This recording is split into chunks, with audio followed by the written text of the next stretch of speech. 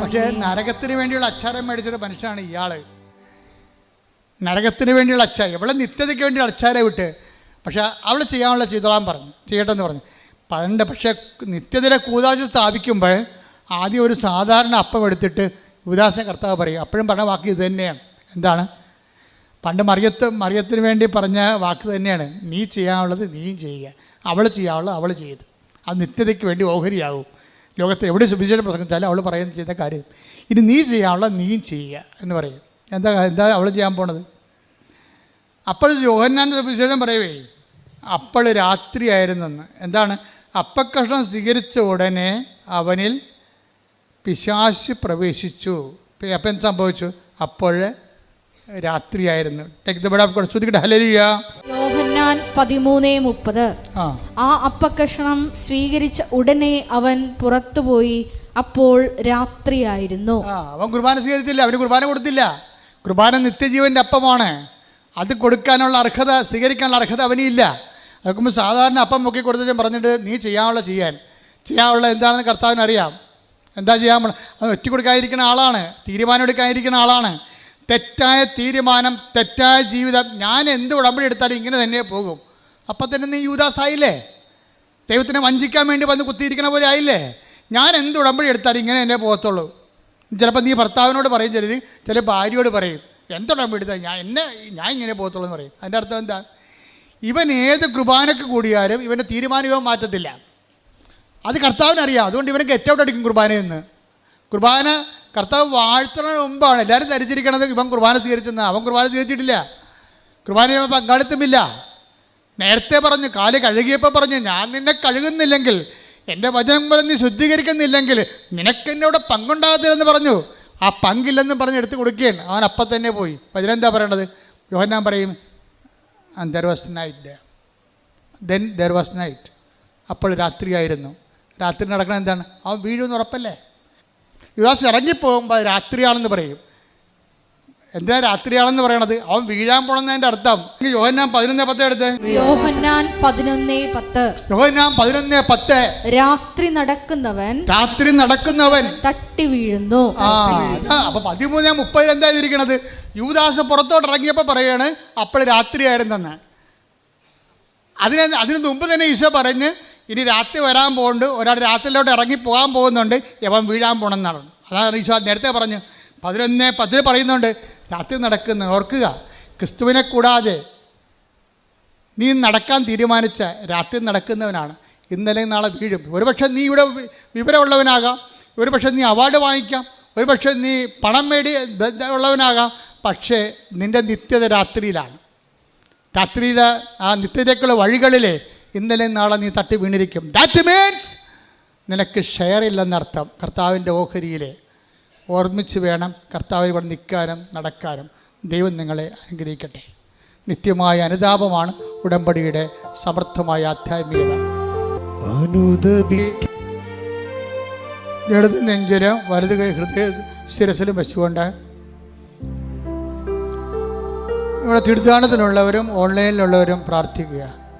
അച്ഛൻ പ്രാർത്ഥിക്കുമ്പോൾ നിങ്ങളുടെ രോഗങ്ങളും നിങ്ങളുടെ ജീവിതാവസ്ഥകളുടെ മേലും ദൈവികമായ ശക്തി ആവശ്യിക്കുന്ന സമയമാണ്. ശ്രുതിക്കട്ടെ ഹല്ലേലൂയ.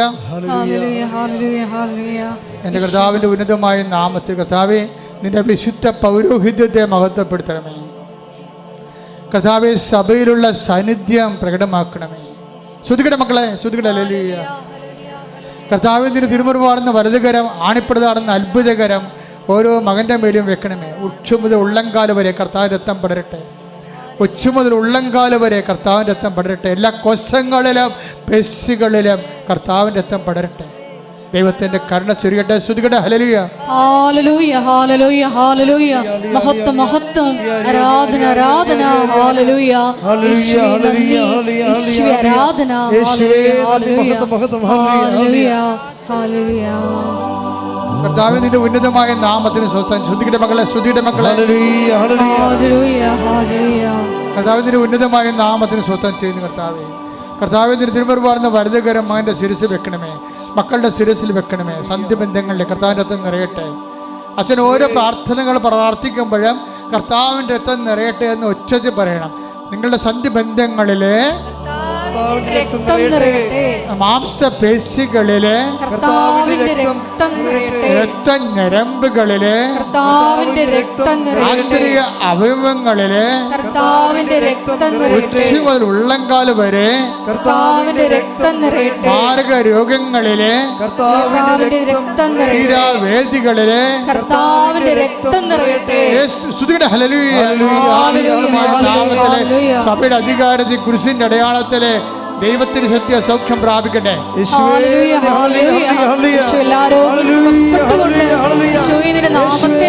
എൻ്റെ മക്കളെ, ജോലിയില്ലാത്തവര്, വീടില്ലാത്തവര്, വഴിയില്ലാത്തവര്, ജപ്തി നടപടി നേരിടുന്നവർ, മക്കളില്ലാത്തവർ, വിവാഹം ഒത്തുവരാത്തവർ, സാമ്പത്തികമായ വിഷമതകൾ അനുഭവിക്കുന്നവർ, മാനസിക രോഗങ്ങൾ അനുഭവിക്കുന്നവർ, അതുപോലെ തന്നെ വിവാഹം ഒത്തുവരാത്തവർ, ഡൈവേഴ്സിന് വേണ്ടി കേസ് കൊടുത്തിരിക്കുന്നവർ, വീണ്ടും ഒരുമിച്ച് താമസിക്കണമെന്ന് ആഗ്രഹിക്കുന്നവർ, വിസയ്ക്ക് പണം കൊടുത്തവർ, പോകാൻ പറ്റാത്തവർ, തിരിച്ചു വരാൻ പറ്റാത്തവർ, ജയിലിലാകപ്പെട്ടവർ, അങ്ങനെ എല്ലാ മേഖലയുള്ളവർ അത് വിടുതലിന് വേണ്ടി ശ്രദ്ധിക്കട്ടെ. Hallelujah, hallelujah, hallelujah, hallelujah. മഹത്വം, മഹത്വം, ആരാധന, ആരാധന. ഹല്ലേലൂയ, യേശുവേ നന്ദി, യേശുവേ ആരാധന. ഹല്ലേലൂയ. എല്ലാവരും മുട്ടാൻ നിൽക്കുക. മൗനമായി പ്രാർത്ഥിക്കേണ്ട സമയമാണ്. വ്യക്തിപരമായ ആവശ്യങ്ങൾക്ക് വേണ്ടി മൗനമായി പ്രാർത്ഥിക്കട്ടെ.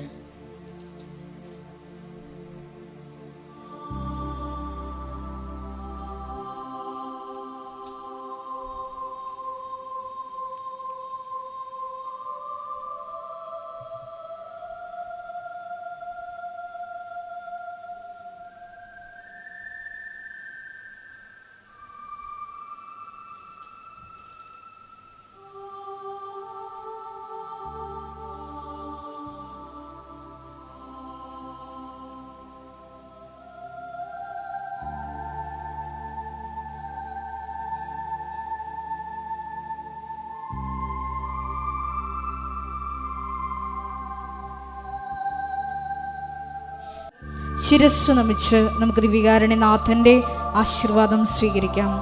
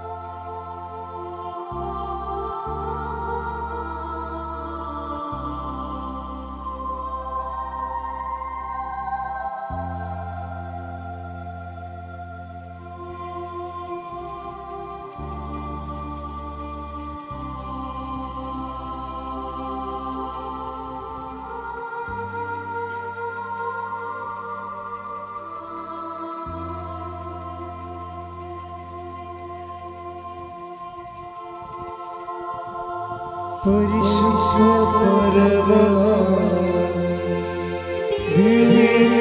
ദിവ്യകാരുണ്യമേ,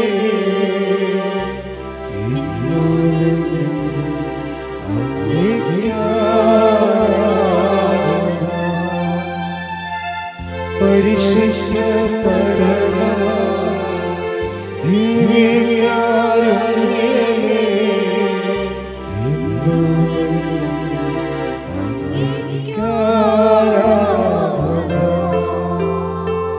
പരിശുദ്ധ പരമ ദിവ്യകാരുണ്യമേ,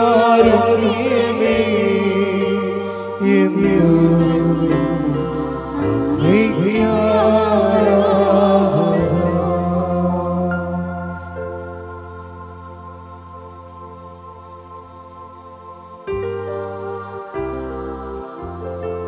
ആവേ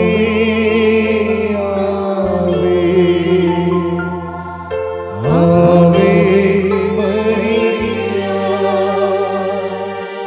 ആവേ ആവേ ആവേ മരിയ. അറിയിപ്പുകൾ. സാധാരണ എല്ലാ ദിവസവും 7:30 മണിക്കാണ് കുർബാന. ഇതിപ്പോൾ ആരാധന ഉണ്ടായിരുന്നുകൊണ്ടാണ് 6 മണിക്ക് വെച്ചത്.